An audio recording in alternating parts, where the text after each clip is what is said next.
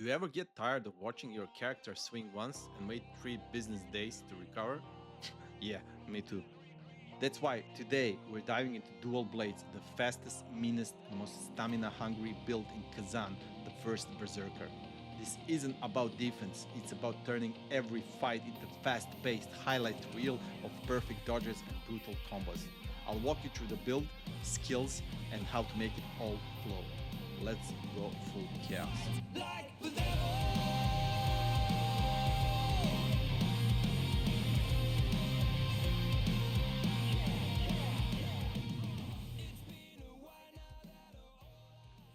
Let's be real, dual blades aren't for the faint of heart or slow of thumb. If your playstyle leans towards heavy armor and careful blocking, this build might not be your usual cup of tea. But if you want to move like gravity is just a suggestion, and fight like style points are just core stats, then dual blades are exactly what you're looking for. So what do they bring to the table? Speed. Blink and you're behind the boss. Agility. Dodge, roll, cancel, flip, basically parkour with knives. High damage. So much damage. It should come with a warning label. And combo control, your enemies don't get to breathe or blink. You're not just attacking, you're putting on a high-speed ballet of destruction with blades. So, what exactly is a build in Kazan? Build is your full setup, your playstyle blueprint. It's not just what weapon you use, it's how everything works together to turn into an unstoppable force. Let me break it down into parts that matter. Weapon. Your weapon isn't just about damage. It defines your entire combat style. Fast weapons like dual blades focus on agility, speed, and combo potential. Other weapons like greatsword or spears change how you move, attack, and survive. Each weapon has its own unique skill tree and combat flows, so choosing one locks in how you fight. Armor. Armor sets in Kazan do more than to protect you, they come with powerful perks. Some boosts your stamina recovery, other increase damage, and high tier sets unlock special abilities you can't get anywhere else. Armor also affects your weight, stamina drain, and even dodge cost like in all Souls games, so picking the right set is crucial to your build. Accessory. This includes your ring and amulet. They give passive boosts like stamina regeneration, increase damage while in rage, or reduce damage taken. Some sets give set bonuses when paired together, so you can fine-tune your stats based on your playstyle. Skill tree. Weapon specific and common. Each weapon has its own specific weapon skill tree, with unique attacks, buffs, and passive upgrades. For example, dual blades have whirlwind, a key damage skill, and sword dance which summons phantoms attacks. Then there are common skill tree, which every class uses. It includes general upgrades for stamina, fury generation, reflection, counterattacks, brutal attacks, and more.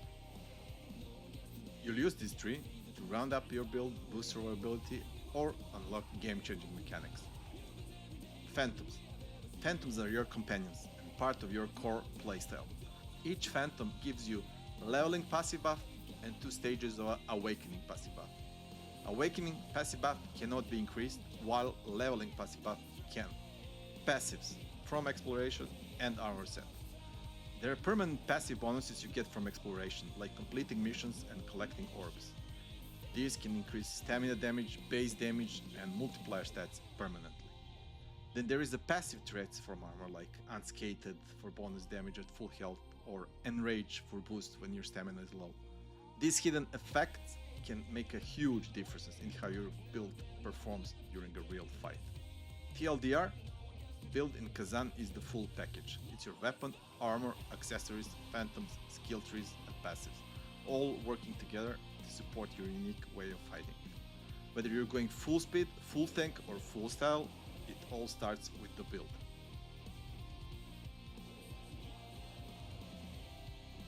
Before I show you the build I'm using now, the one that deletes bosses and makes the game feel like a stylish revenge, I want to walk you through the builds I've used so far. Each one taught me something. What works, what doesn't, what looks cool, and what makes you die faster. I started with the Fallen Guardian set. Not bad. Buffs fire damage, which is irrelevant, and you get damage reduction and activated Ruthless. It sounded great on paper, but to make it work, you have to proc fire Trooping Guard, spam Ruthless like it's your job, and while channeling the skill as well, let's just say the bosses in Khazan don't exactly wait patiently. They hit like a trucks with the deadlines.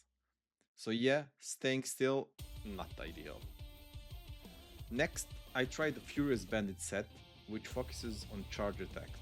At first, I thought I was onto something, but after a few fights, I realized I was playing Dual Blades, like a great sword, which is basically Dual Blades Heresy. Fun experiment, but it wasn't the play. Then came Beast Slayer. This set boosts his frontal damage and whirlwind damage. It even stacks Tempest, which looks cool, but spoiler, it doesn't really do anything except help you die. After beating the game and not getting the scroll of the Chaos set, I did what any rational person would do. Cry. I hit New Game Plus with the Greatsword and farmed Ozma out of spite. And it was worth it.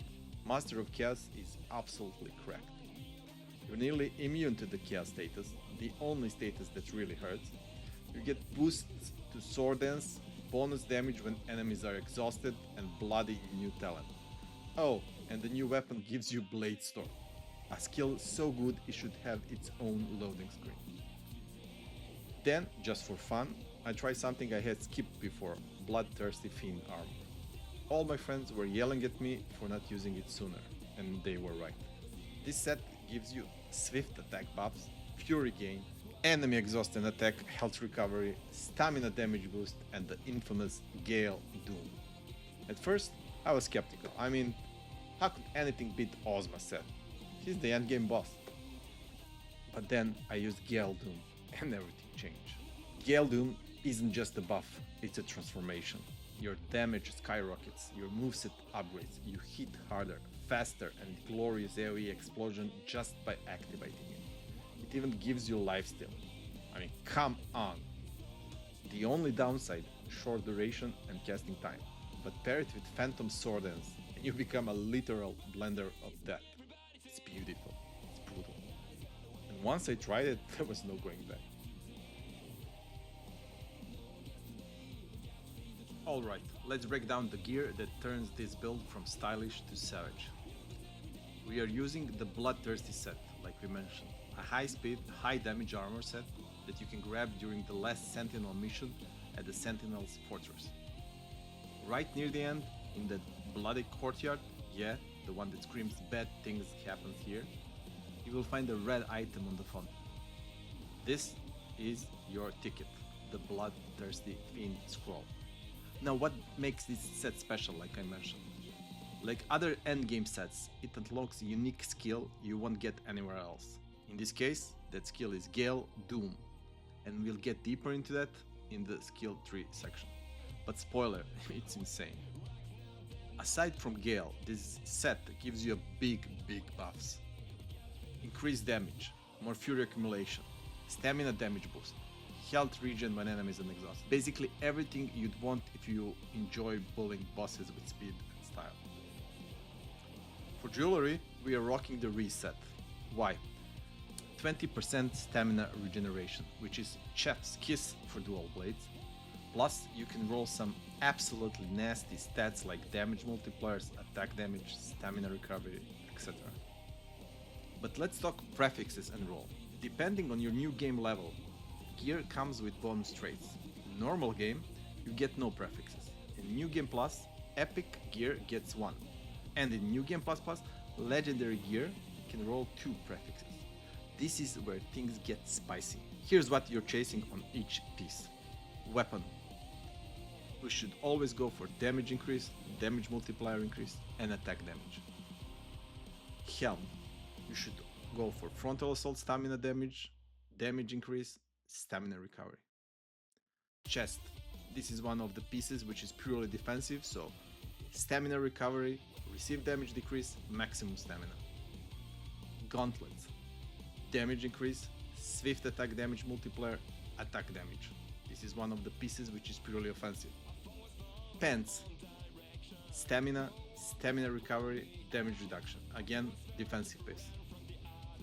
Shoes, damage multiplier increase, swift attack, stamina damage, stamina recovery. Reese necklace on promise should have some roles similar to receive damage decrease, swift attack damage, damage multiplier, and Reese ring should go for damage increase, stamina recovery, swift attack damage. Here's some bonus tip for rerolling. Don't reroll blind. Visit Oksana, the smooth voice stat whisperer, which is voiced by Orochimaru actor on Japanese version, and preview stat ranges before you commit.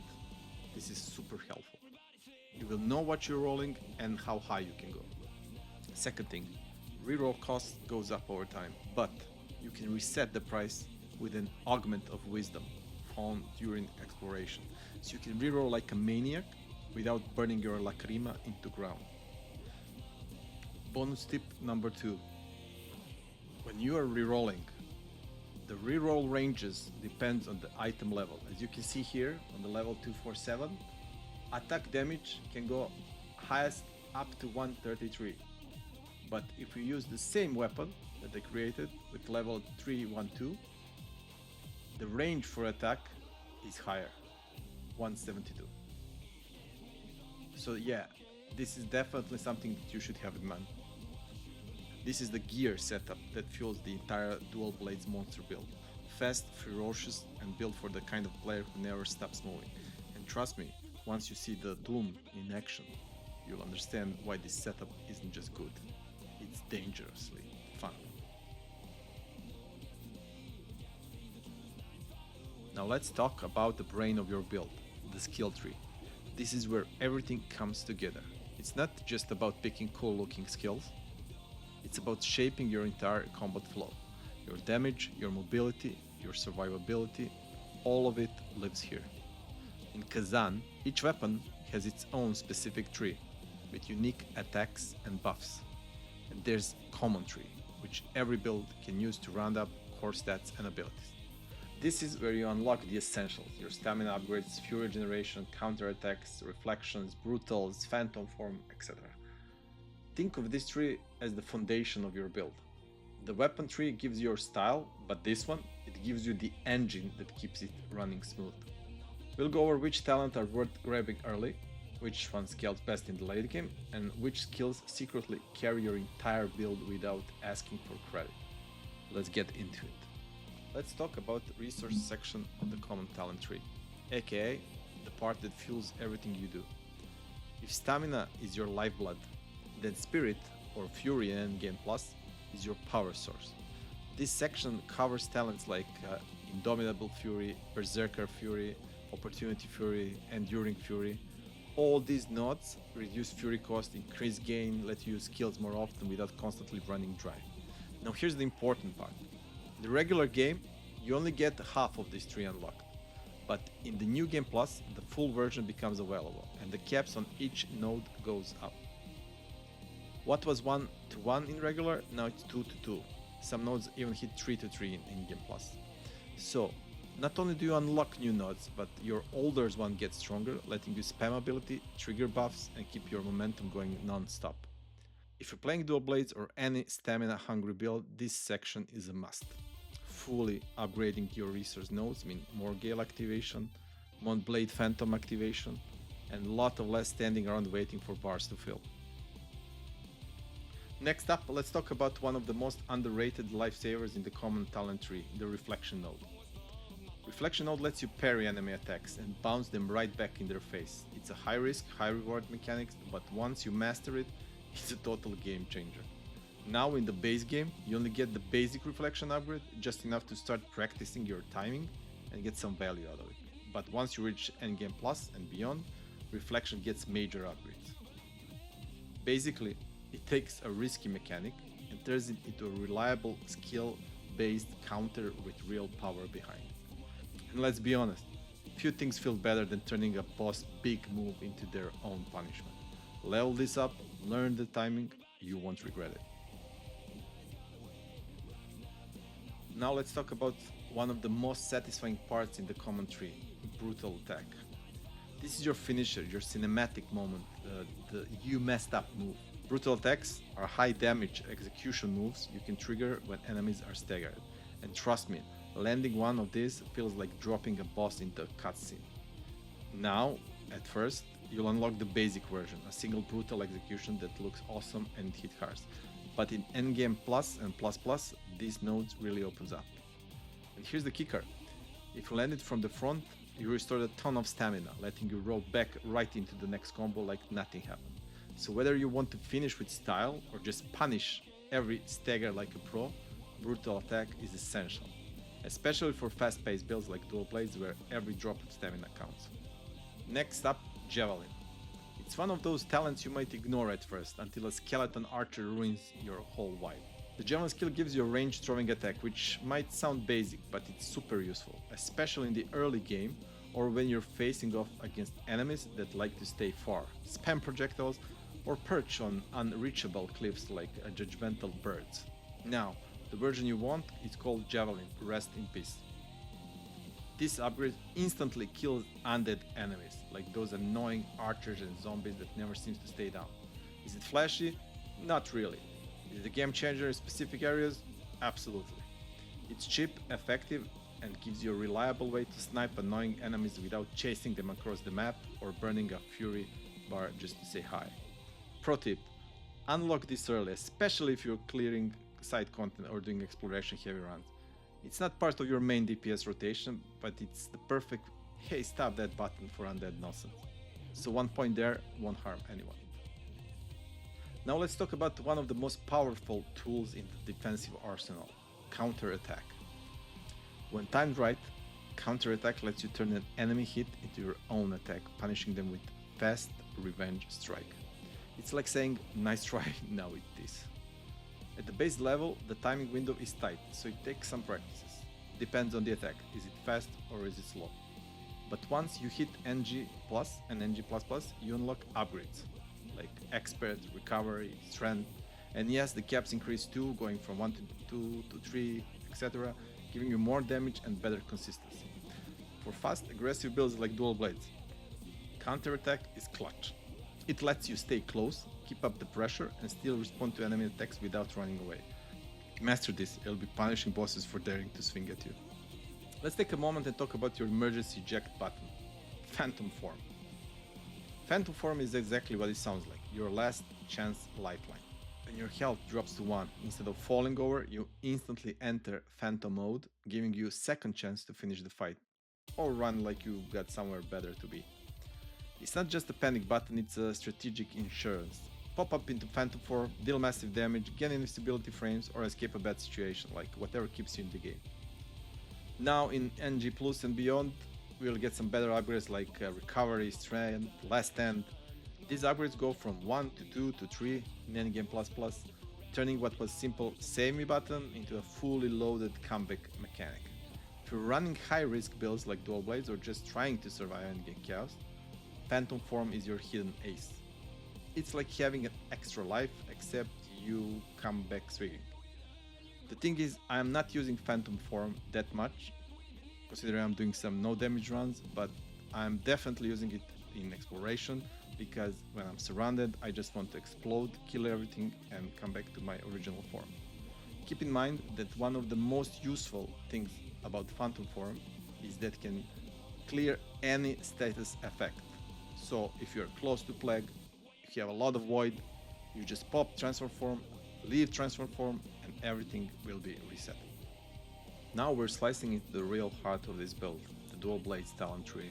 This is where your speed, style, and straight up disrespect come to life. The Dual Blades tree is all about non-stop aggression.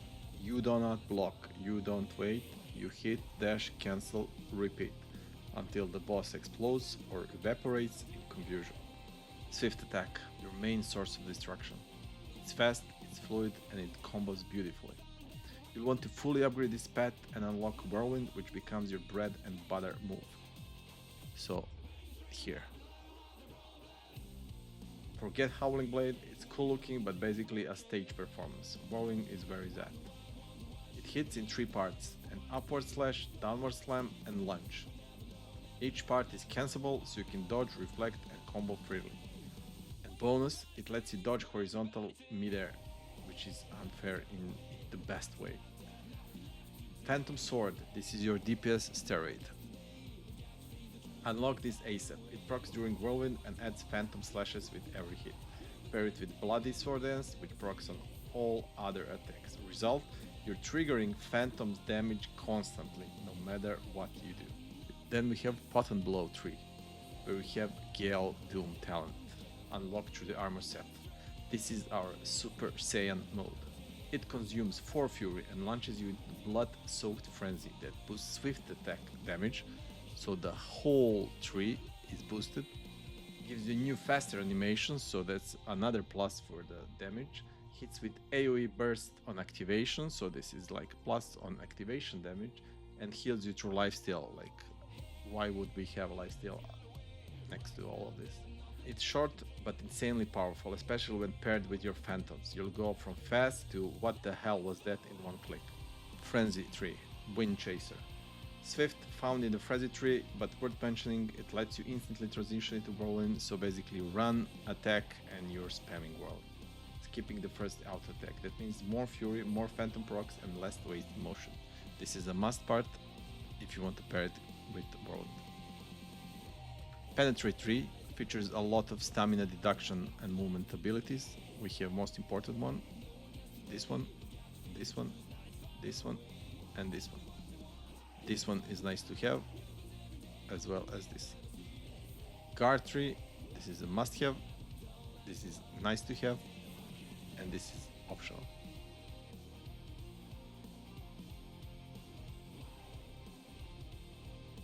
Alright, let's talk phantoms. There's like 8 of them in the game, but for this build, only 2 matter. Everything else can take a seat. You got Maximilian, the Knight, the tank, the Chad of Sustain, and you have Wolfric, the fury-fueled damage dealer with rage issues. Both are fantastic, but they serve different purposes, depends on your mood or your masochism level. If you're going for no damage runs, or you just like feeling invincible, he's your guy. He gives you guard buffs, stamina damage reduction, and overall survival tools that let you stay in the boss phase without constantly rolling for your ride. When we activate Maximilian and we go to our stats, we can see that guard stamina decrease is 51.8%, so 52% decrease, which is insane. So you can actually guard all the attacks from the major bosses. On the other hand, Wolfric, if you want to melt bosses and don't care about your own safety, Wolfric is your spirit animal. He gives you increased fury generation, damage boosts, and more aggression than a caffeine addict Berserker. Perfect for builds that rely on Gale Doom uptime, phantom burst damage, and constant pressure. So who do you pick? If you want to play like a stylish Storm with backup insurance, go with Maximilian. But if you want to go full anime boss mode and erase health bars before they finish talking, Wolfric is the one. Just make sure you unlock their awakening forms, because that's where the real power lives. Without awakening, you're basically using diet phantoms.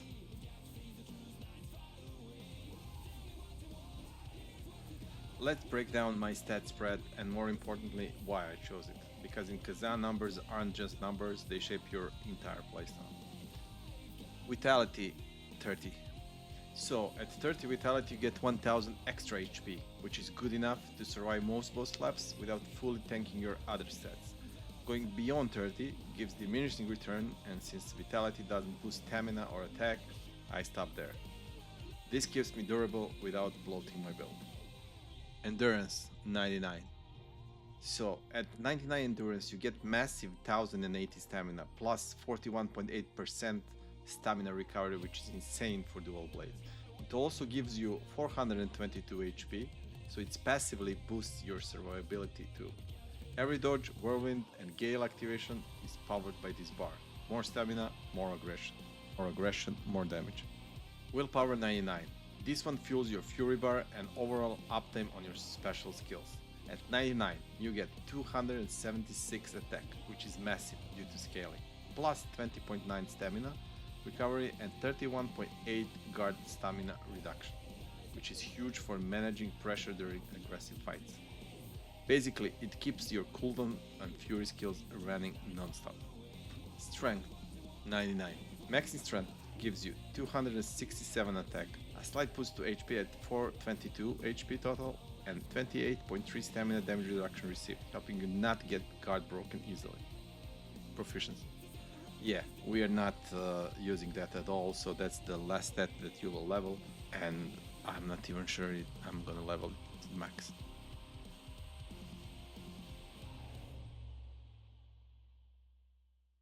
If you're still here after 25 minutes of me screaming about stamina, phantoms, the whirlwind addiction, congratulations, you're officially qualified to dual wield in real life.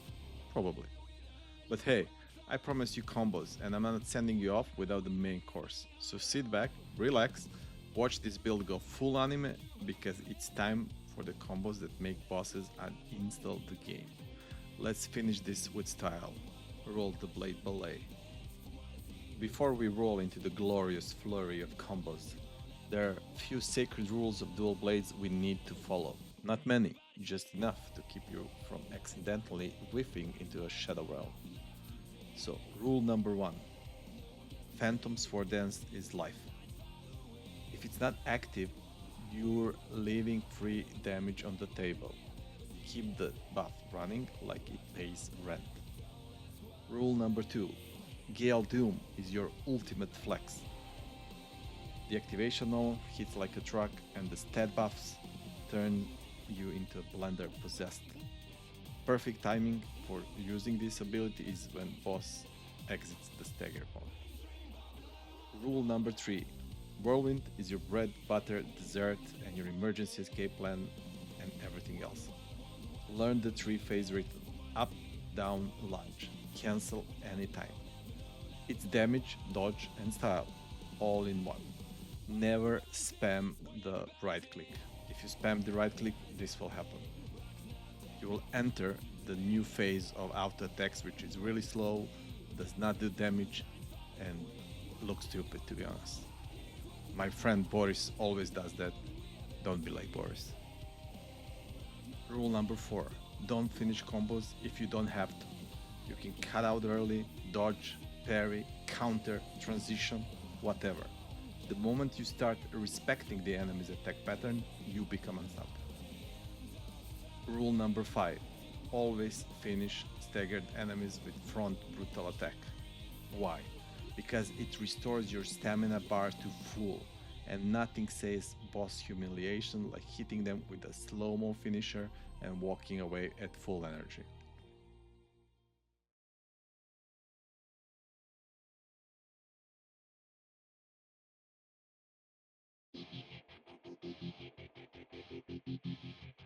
Alright, no more theory.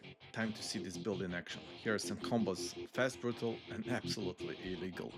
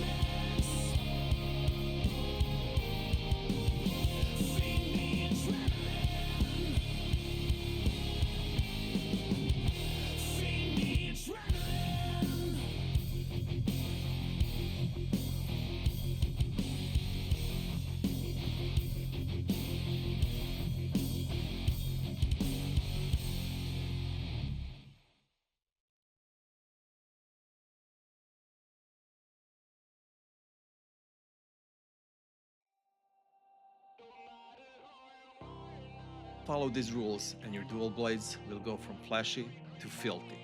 The kind of filthy that makes bosses rage quit and NPCs reconsider their life choices. At this point, you've got the gear, the stats, the phantom, the skills, the trauma. All that's left is putting it all together and watching the chaos unfold. So I'll stop talking now and let the combos do the screaming. Thanks for sticking around, you beautiful stamina draining menace. Sub if you want more disrespectful build, and drop a comment if you ever activated Doom by accident. And then never look back. Now go, spin slash and delete with style. Let's melt some health bars.